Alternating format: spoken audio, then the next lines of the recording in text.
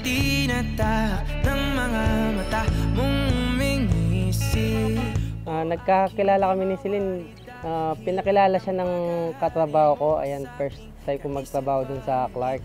Yun, pinakilala niya sa akin. Sabi niya may kilala akong maganda. Tapos nung unang kita ko, maganda nga. Talagang na-love at first sight ako kasi sobrang ganda talaga niya nun.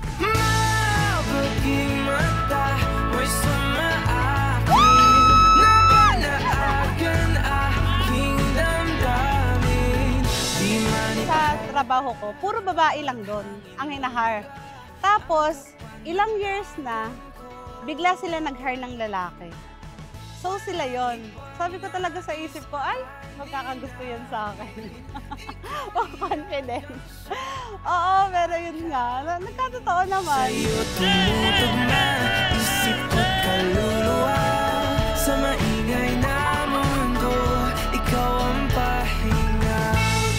Ang dami nanliligaw sa misis ko nun. Talagang tutuusin, talong-talo talaga ako. May mga magaganda yung mga natapos, ayan. Pero ang nagustuhan ko sa misis ko, pinili niya ako kahit nung panahon na kahit bisikleta yata wala akong pambili.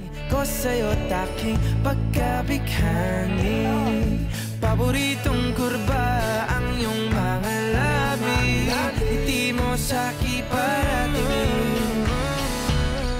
Mabaging mata mo'y sama akin. Pagbata naman ata. Ay, tira!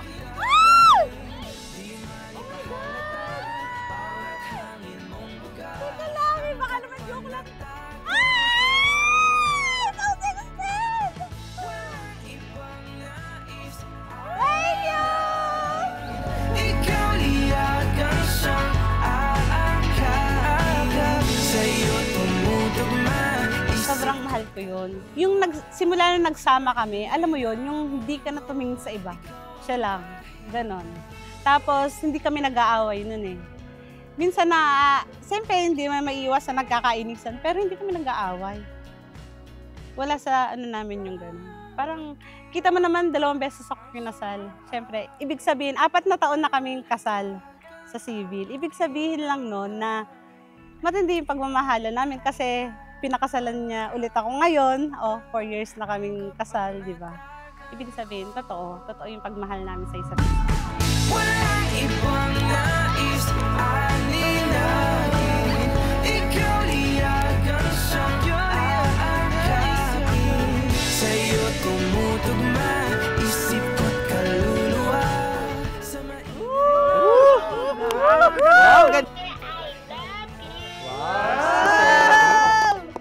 Thank you, love, sa gift mo na to. Laging nasisira kasi yung bag ko. Actually, nakailang bag na talaga ako kasi yung binibili ko lang talaga yung mumurahin. Ngayon, binili akong medyo pangmatagalan na. Ayan, tapos may pa-message pa yung mga anak ko dito. Ayan. Thank you. I love you. Right. Oh, congrats!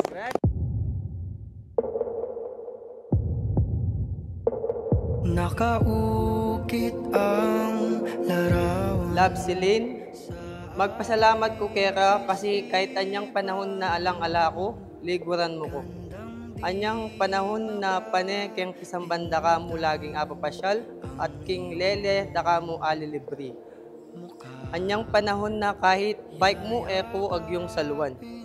Anyang panahon na minimum wage mo ing sweldo. Hangkan sa labi, o sinta sadyang hindi ko alam pero bakit.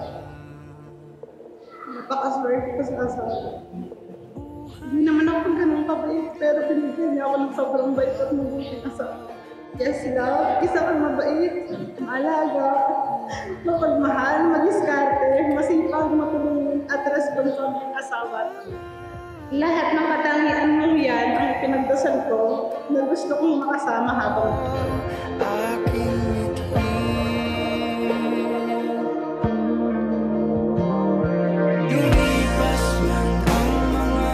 Liguran mo ko kahit anyang panahon na kayang munisipyo ya mo afford kong kasal. Anyang panahon na kailangan tamo pang mag-share-share karang expenses para milabas tamo king aldoldo. Ngayon ni sobra akong magpasalamat king nga pong Ginoo kasi unti-unti ko na lang atutupad yung pangarap mo at pangarap tamo kayang pamilya tamo. Napakalakas ko sa Panginoon. Binigyan niya ako ng katulad mo. Katulad mo na matangkad, gwapo at loyal. Sa 4 na taon nating kasal, sa umpisa talaga mag-a-adjust tayo sa ugali ng bawat isa hanggang sa matanggap natin at makasanayan. Buhay ay biglang nagbago nang ika'y matagpuan ko. Ikaw ang pinapangarap at nagkatotoo. Aking mithi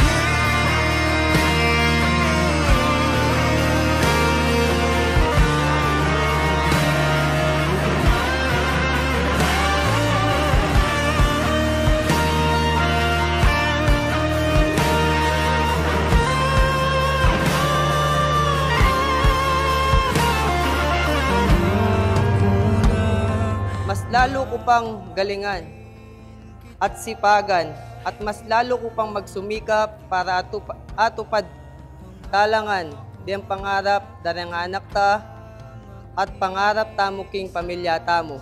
I love you, love. Mahal na mahal kita. Kaluguran da kang sobra-sobra.